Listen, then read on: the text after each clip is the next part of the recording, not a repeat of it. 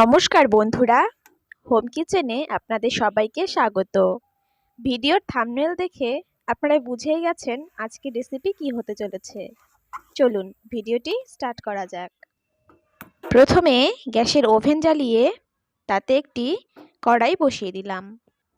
এতে এখন দিয়ে দেব পরিমাণ মতো সামান্য একটু জল। জলের মধ্যে এখন আমি দিয়ে দেব কেটে রাখা কচু শাক। কচু শাকগুলো আমি আগে থেকেই কেটে নিয়েছিলাম এবং পরিষ্কার করে ধুয়ে নিয়েছি। আমি এখানে কচুর পাতাও দিয়েছি। দিয়ে দিচ্ছি সামান্য পরিমাণ লবণ। কচু শাকগুলোকে আমাদের খুব ভালোভাবে ভাপিয়ে নিতে হবে। বন্ধুরা, কচু শাক খেতে আপনাদের কেমন লাগে কমেন্টে অবশ্যই জানাবেন। লবণ দিয়ে ভালো করে নেড়ে নিয়েছি। এখন আমি কিছুক্ষণের জন্য ঢেকে দেব। 3-4 মিনিটের জন্য আমি ঢেকে রেখেছি। এখন ঢাকনা খুলে আমি ভালো করে নেড়ে নেব। যদি এই ভিডিওটি আপনি ইউটিউব থেকে দেখে থাকেন তাহলে আমাদের চ্যানেলটিকে সাবস্ক্রাইব করে আমাদের পাশে থাকবেন। যদি ফেসবুক থেকে আপনারা এই ভিডিওটি দেখে থাকেন তাহলে আমাদের পেজটিকে ফলো করে আমাদের পাশে থাকুন। কচু শাক খুব ভালো করে ভাপিয়ে নিয়েছি। এখন নামিয়ে নেব।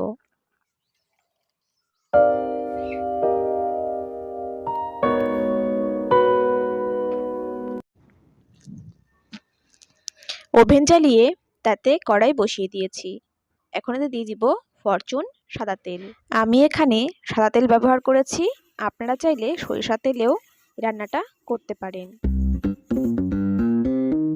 তেলটিকে খুব ভালোভাবে নাড়িয়ে নিচ্ছি। তেল খুব ভালোভাবে গরম হয়ে গেছে। এতে সম্ভারের জন্য দিয়ে দিলাম 2টো তেজপাতা।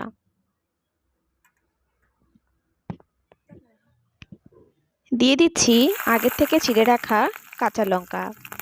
আমি এখানে 10 থেকে 12টা লঙ্কা দিয়েছি। আপনারা আপনাদের ঝালের পরিমাণ অনুযায়ী লঙ্কাটি দেবেন। লঙ্কা খুব ভালো করে ভেজে নিয়েছি। এখন এতে দিয়ে দিচ্ছি আগে থেকে থেতো করে রাখা রসুন। রসুন ও লঙ্কা খুব ভালো করে ভেজে নিয়েছি। এখন এতে দিয়ে দেব সেদ্ধ করে রাখা কচু শাকগুলো। তেলের সঙ্গে কচু শাকগুলোকে খুব ভালো করে নেড়েচেড়ে নিতে হবে। এতে দিয়ে দেব 1 চামচ লবণ। যেহেতু লবণ দিয়ে আগে কচু শাক ভাপিয়ে নিয়েছি তাই পরিমাণ অনুযায়ী লবণ দিতে হবে। দিয়ে দিচ্ছি সামান্য পরিমাণ হলুদ।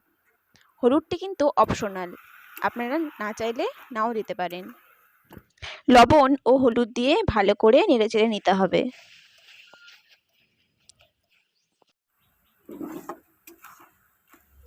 কচু শাকগুলোকে অনবরত নাড়তে হবে যাতে কড়াইয়ের গায়ে লেগে না যায়।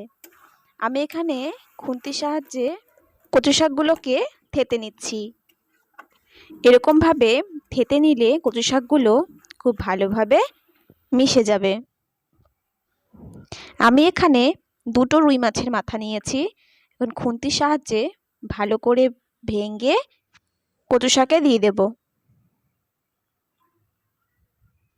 মাছের মাথার সঙ্গে কচু শাকগুলো খুব ভালো করে নেড়ে নিতে হবে।